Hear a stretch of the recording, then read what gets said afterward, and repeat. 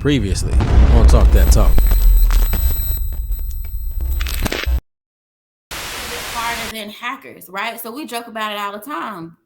Going to State Fair Classic, you got people screaming your name to people with what I'm supposed to say. There we go. That's what I was waiting. What am I supposed to say after that? I had to grab my emotional support animal. What am I supposed to say? No.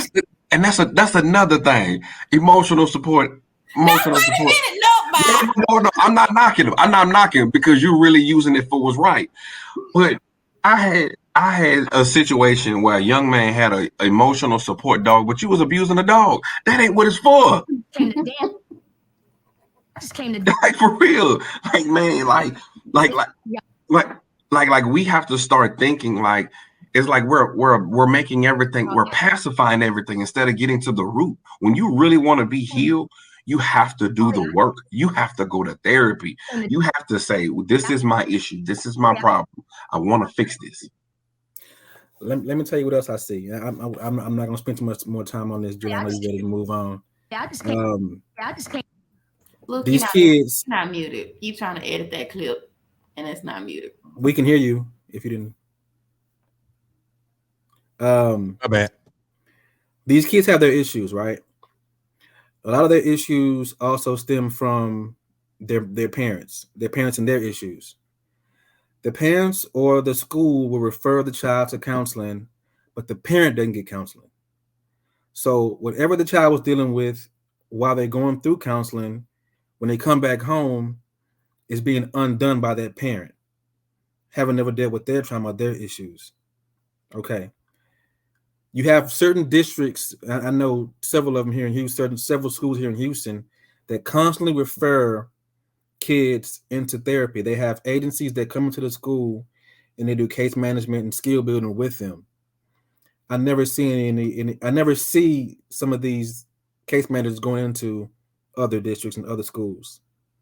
It's only a certain, like the Aldines and the HISDs. We have a big presence of what they call QMHPs or case managers in these schools, but not so much in the other ones. And what happens when they refer to these agencies, they get skill building, and they also get referred to a psychiatrist where they're put on medication. So now that medication is part of that child's 504 plan or a part of whatever they have as an agreement with that school.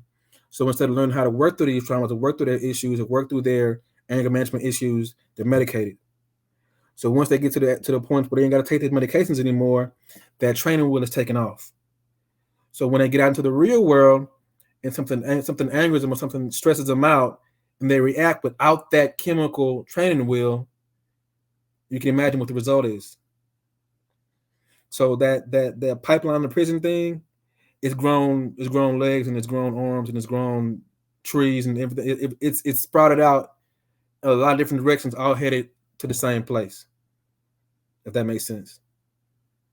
So that's another thing that I see, and that's another thing that makes it difficult to be a Black man in this field and to see how things are really taking shape. Like nothing is happening by chance. It's all by design. There's no coincidence that as soon as they cut the funding to extracurricular activities and things like that, you saw more prisons being built.